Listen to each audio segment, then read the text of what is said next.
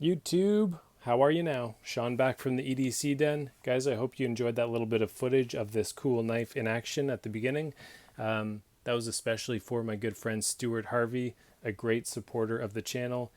This knife is a gift from Stuart Harvey. Stuart, thank you so much. This is a really cool knife. Absolutely appreciate you taking the time to think of me and the channel and sending this off to me. You're awesome, and so is this knife. Let's talk about this knife a little bit. This is the Otter Mercator. You see the K55K right under the black hat. Where do we begin? There's a lot of history behind this knife. If Stuart Harvey had his own channel, we'd all be in for a treat with all the history that is behind this knife. Well, it's a German knife. It has been around since 1867, guys, and handmade in Germany since that time. Here we see the engraving, Mercator stainless, Germany, Soligen. That is, of course, the town that's very famous for knife production to this day, and going back, I guess, as far as 1867 at least. Little note about the black cat here, K55K. First K, I believe, is for Kaufman, the original manufacturer of this knife. 55 was the street address where this knife was being produced in Germany. The second K is for cat, or I guess in German it's Katze or something like that. So Kaufman, cat, and then 55 was a street address in the middle. Look at this cool knife. So we've got some steel here, and you see that it's kind of just, the handle is like bent, just wrapped around itself. So one piece of steel that is bent, and that makes up the handle. Here we go, Mercator, Germany. Got this lockback style lock, but it's exposed, as you can see. It's not tucked into the handle like you'd often see. Good size knife. This thing is incredibly solid. It's really impressive, actually. Now, I know they don't all come in as nice condition as this one. Stuart, I think, takes it upon himself to just touch up his knives in his collection. He did that for me for this knife. He mentioned that the kick here was a little bit proud, so just for, I guess, the purpose of the lockup, he did remove some of the kick just to have it sit nicely in there against the lock. He also opened up this sharpening choil, which I do appreciate. That's, I do look for that in a knife, so it's very handy that he did that for this knife for me. Did a great job. And guys, you cannot remove this blade, right? It's pinned in. So he did all this work with the blade still attached to the handle. Check out that black enamel. Not a one scratch. That is some fine work, Mr. Stuart Harvey. Good job on that.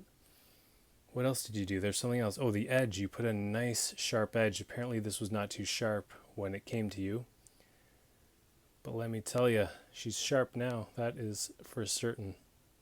So just a little bit of word to the wise, or a little disclaimer for anybody buying this knife. You might have a couple little issues with it. Little imperfections, I guess you say, as it is handmade. And this one I did get touched up by Stuart, so it's in just a little bit better shape than you might receive yours. But when you do get yours, yeah, just a little project for you to work on and clean it up a bit. It's got this cool bail here. You can attach your lanyard.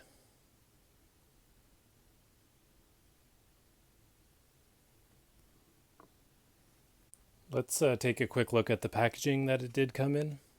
Comes in this plastic slip. Handmade in Germany.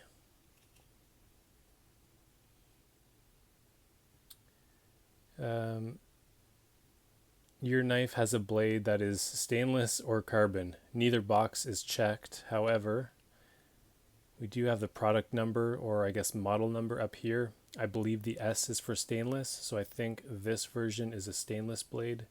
Stuart, let me know in the comments if that's not what the S stands for. This is potentially a carbon blade or stainless, but I think the one that I got is stainless. Yeah, really enjoying carrying this one. Very thin, as you can see, just slips right in the pocket or a coin pocket really nicely. Let me try and find a gripe. I can't just praise all the knives that I show. I gotta tell you guys the real story, but this one is hard to nitpick. Um, I guess we'll say that there's a bit of lock stick. I mean, that's really not too bad. Sometimes it's harder than others. The knife being so thin, like look at that, it's just about as wide as the lock bar itself.